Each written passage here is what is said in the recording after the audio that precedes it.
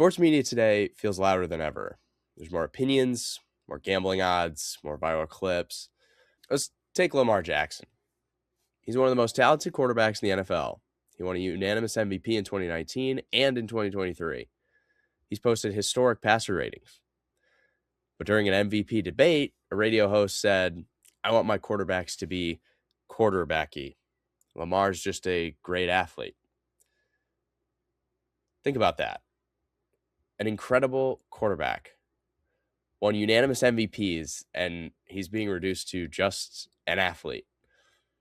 Hi, everybody, and welcome to the show. A great show lined up for you this week. We're going to get into a variety of important topics, some big picture stuff, deciphering between media bias or simple misunderstanding of the facts. We'll get into that. We'll also talk about the evolution of sports journalism and the shift that we're witnessing in real time of an oversaturation of opinions over facts. We're going to dive into the uptick of Tommy John surgery, which is being performed on high school pitchers more than ever before. Obviously, that's pertinent with Tiger spring training underway down in Lakeland, Florida. We'll also dive into some of the main storylines from the college basketball season, namely in the Horizon League. Regular season comes to an end. Now we shift to conference tournaments, and then in 2 weeks from now, we'll get into the NCAA tournament. So we'll get into some topics that will get you to think perhaps differently, and certainly lend themselves to some interesting discussions. And I want to start tonight with the topic of sports journalism as a whole. What is the definition of being a sports journalist? And if you've been listening to our program over the last year, you know that we at SportsCaster.com, and we provide a platform for aspiring sports journalists to weigh in on the topics of the day. Anymore, that line between being a sports journalist and someone simply with an opinion has been blurred. In fairness, not everybody you see on television or everybody hear on the radio or even read online is by definition a sports journalist. A lot of what you consume, just opinions from those who follow sports for a living. And that's okay, so long as you know the source and the direction of the commentary being provided. Our first guest, Brendan Mato, freshman at the University of Notre Dame, graduate from Detroit Catholic Central in 2025. He's part of the SportsCaster program. A bright young mind, if I do say so. He offers his commentary on the current state of sports journalism, a field in which he one day hopes to work in. Brendan, thanks for being on the show. Happy to be back, Johnny. It feels like it's been a while. It's been a minute. I've talked to you. It's been a minute, but we got you here, and it's an important topic because, I think today more than ever, we see this desire for young people like yourself and others, quite frankly, to be the first, when reporting on something, like the first to be first rather than the first to be right. The goal being to get the information out there, even if that information isn't vetted properly. Have you seen that, like just in your journey along the way? 100%.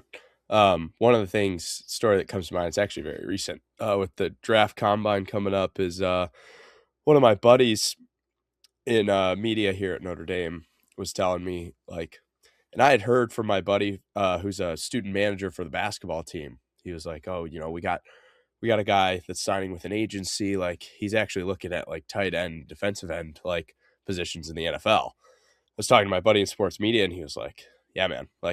I had heard that too, early in the season." And he was like, "I wanted to put something out on it," but he stopped himself, and he was like, "You know what? I don't know if that's going to ruin his season this year, if he's not supposed to announce that, if that's maybe some would be shady thing for me to get on." And I was like, that honestly, that's smart of you. And he told me exactly what you said, Darny. He was like, there's journalism that's first to be first, and there's journalism that's real and that's authentic and honest. And yeah, so it definitely comes up. It comes up all the time, especially in my just being a student journalist. Yeah, and that's where it just gets so tough, man. There's another area kind of within that same thought is, I see a lot of people trying to make their mark in this industry. They have to have an opinion on everything, especially when it comes like sports talk radio. If you're aspiring sports talk radio host or a sports TV show, we see more shows now where it's a roundtable discussion of talking heads rather than, like highlight driven and interviews with the actual participants. And some of those shows work. And obviously, that's what we're being spoon fed on a nightly basis. But what challenges do you see in that regard where it's like, "Hey, Brendan, what's your take on this?" Like, everybody has to have a take on this or take on that. Yeah, it's definitely a changing world, like you said, Johnny, we're kind of spoon fed it, and I'm no stranger to it. I enjoy Stephen A. Smith yelling at Kendrick Perkins when that comes up on my Instagram feed. But Yeah, you know what I don't remember is what the heck they're talking about. I just right, remember right. them personally attacking each other.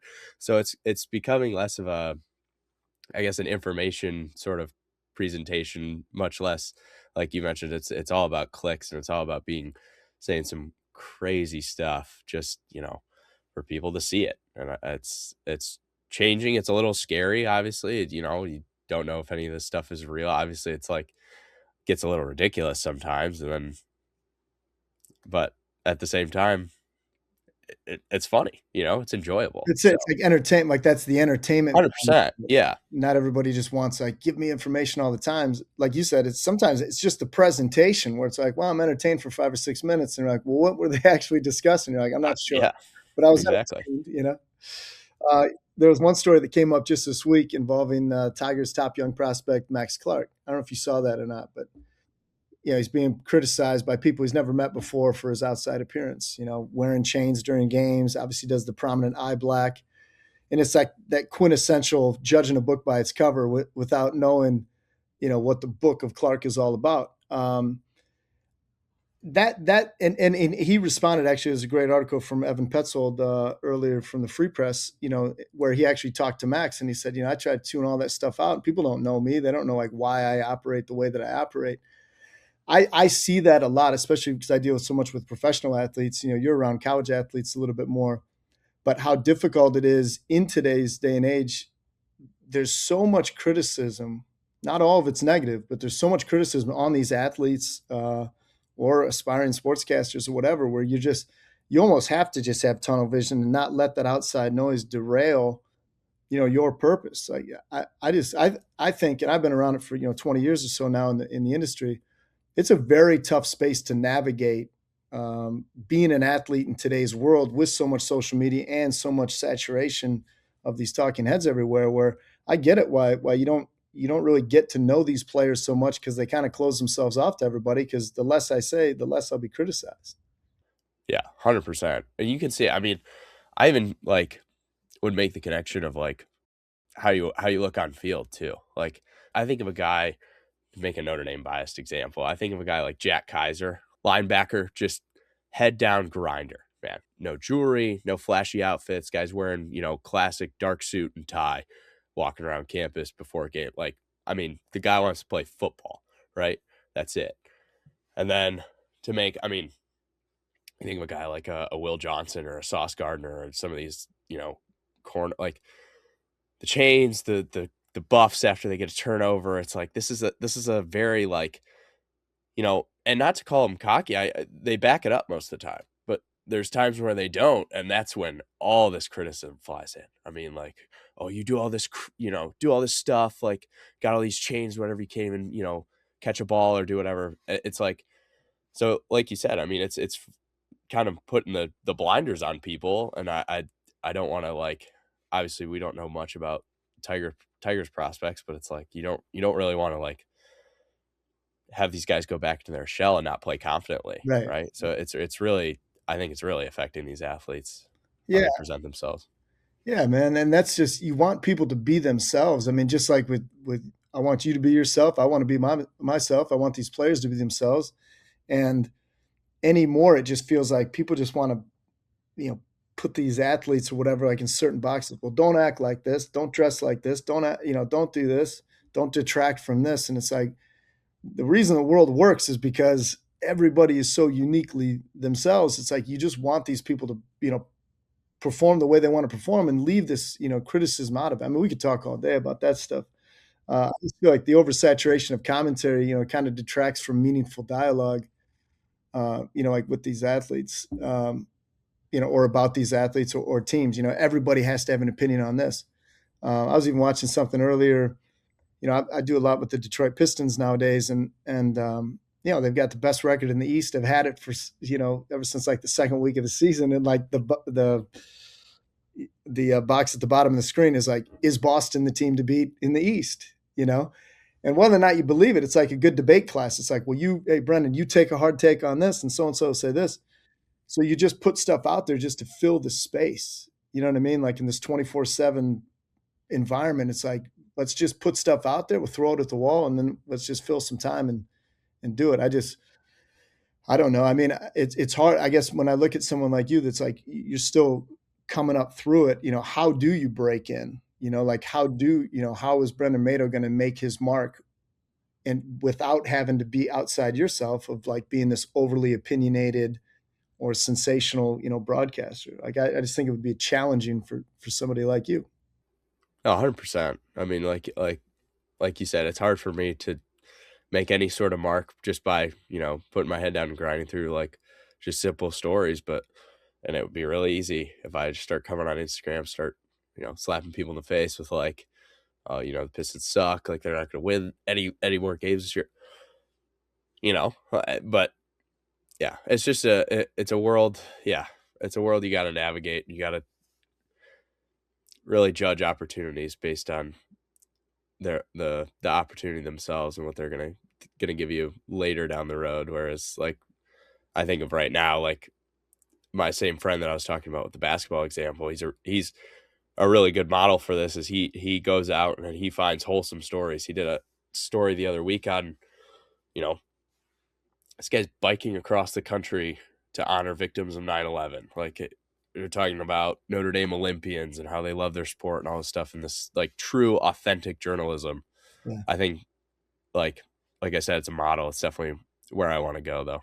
So Yeah, no, that's good, man. There's still a place for that. I'm glad you see it. I'm glad you got a buddy that sees it that way too, because there is a place for meaningful journalism, like true journalists, and I'm confident you'll find your way too. But without further ado, I want to hear Brendan's commentary on sports journalism today.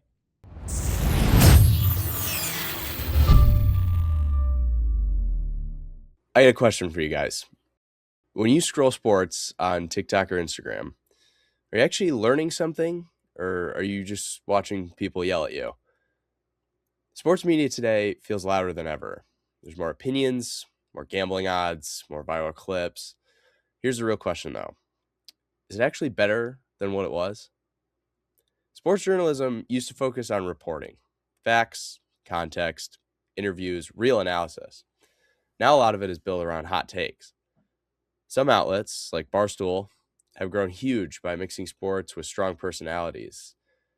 And sometimes this can get a little bit hectic when it comes to accuracy of what they're reporting. I mean, fair enough. They're very successful. But when speed and clicks matter more than accuracy, things can go sideways. Let's take Lamar Jackson. He's one of the most talented quarterbacks in the NFL. He won a unanimous MVP in 2019 and in 2023. He's posted historic passer ratings. But during an MVP debate, a radio host said, I want my quarterbacks to be quarterbacky. Lamar's just a great athlete. Think about that. An incredible quarterback won unanimous MVPs, and he's being reduced to just an athlete. When media skips deeper than analysis, stereotypes can slip in. Here's another issue. Posting too fast. LSU wide receiver Kyron Lacy was accused of a crime in 2025. A sports personality immediately posted online implying his guilt. Just months later, Kyron Lacy committed suicide. The person apologized, but the lesson is way bigger than just one post. When you report before you verify, real people can get hurt. Journalism isn't about being loud. It's about being responsible. It means checking facts, avoiding stereotypes, waiting for confirmed information, and remember that these athletes are human beings. Anyone can post an opinion. That's easy. Being fair and accurate, that takes discipline. If you're creating content for SportsCaster.com, for example, you're not just posting highlights. You're building a reputation. You can choose to chase clicks, or you can build credibility. Hot takes go viral, but real journalism lasts. I'm Brendan Mato from SportsCaster.com. All right, our thanks to Brendan Mato. It makes a lot of good points in the commentary. It's really a situation that speaks to our society as a whole, where you don't really know what or who to believe because there's so many platforms or outlets, where the information is endless. I don't know how many of our listeners, are on X or what used to be Twitter, and you'll see like a video or something or a picture, and then the first comment is asking Grok, or Grok, I guess is how you say it, is this real? Uh, and you could go back to, before the internet, which many of our listeners may remember, or back before the advent of 24/7 television, when you would tune in during prime time to get the news. That was appointment television at a point in time. Um, but now because of the need to fill airtime, you can hear an inordinate amount of opinions, which quite frankly, I think, many of us could do without. All right, later in the show, we're going to get more into the media bias versus simple media misunderstanding. But up next, Giovanni Mosheri from Oakland University will weigh in on Horizon League men's basketball. You're listening to Open Mic on WJR.